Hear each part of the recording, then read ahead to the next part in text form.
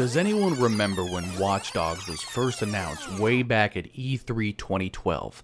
The game was absolutely stunning, with then unknown protagonist Aiden Pierce walking through the city with rain falling down on his coat, sliding over cars, engaging in gunfights, and hacking technology around you to suit your favor. It was a showcase for what the next generation of consoles, the Xbox One and PS4, could do. It all looked too good to be true. And, well, sadly, it kind of was. You play as a hacker, Aiden Pierce, who uses his smartphone to control trains, traffic lights, infiltrate security systems, hack forklifts to get access to higher vantage points, jam cell phones, access pedestrians' private information, empty their bank accounts, so on and so on at the press of a few buttons. It was a new, interesting take on an open-world GTA style of game. Up until this point, the only true great GTA clones were Saints Row, which also sadly had a terrible final game, so bad the company got eaten up and merged with Gearbox, essentially ending the studio of Volition. And who could forget the criminally underrated Sleeping Dogs? But that's a video for another time. While Watch Dogs didn't live up to the hype that was generated at E3, especially in the graphics department, which took a huge hit before release, the game was still really, really good and sold very well. Fast forward to 2016 with the release of Watch Dogs 2. I still don't know how this game came out so quickly, but damn was it better than the first game by far, at least to me. The first game was dark and broody, and it had a interesting tone. Imagine like a Batman game, but without Batman.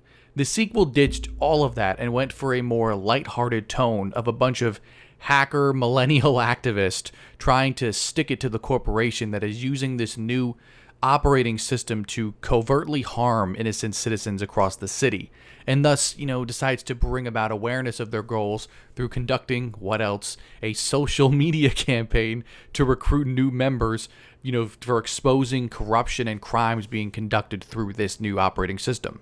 As for gameplay, the stealth was better, the parkour was better, the hacking and gadgets were better, and city exploration was better. It was an overall improvement across the board. It nails the fun hacker vibes so well and doesn't take itself seriously while not being Saints Row levels of goofy.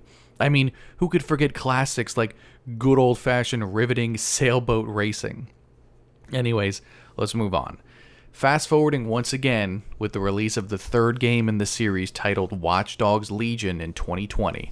Now, as soon as information was revealed about this game, I knew it was dead upon arrival. I'm of course talking about having not one playable protagonist, but an infinite amount of them, all plagued with some form of voice modulation to make them sound unique to whoever you're controlling. Busting people out in a badass way is kind of our thing.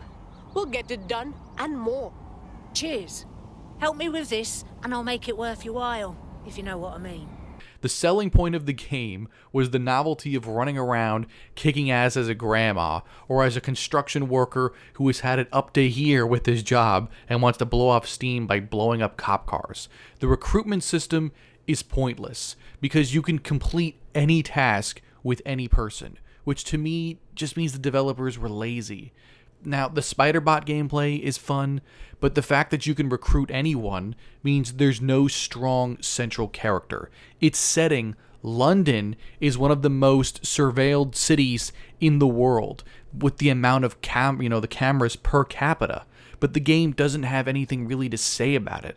And unfortunately, play as anyone, their slogan, their tagline, means nothing's really great or stands out when your main selling point is a gimmick that gets old very, very quickly.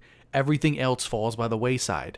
The characters were boring and uninspired, the story was dumb, and you had nothing to latch onto in terms of a coherent narrative because the whole game is essentially one big joke. So what does this mean for the future of Watch Dogs? Well, over on X, Twitter, whatever, the fairly reliable Ubisoft leaker Jonathan claims the series is dead and buried following the failure of Watch Dogs Legion, which, led to more than one project using the IP to be canned, including a battle royale game. Now, word of this does come via, translation from French to English.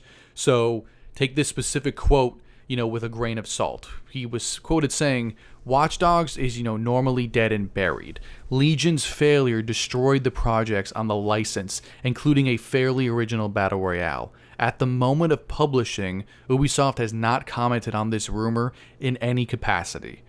Going from the franchise's first reveal in 2012 as a game that could have been the start of a new, revolutionary series that could potentially rival GTA to pretty much being dead and buried a decade later is a sad end to a game series that had so much potential. But then again, with Ubisoft as a developer, the writing should have been on the wall.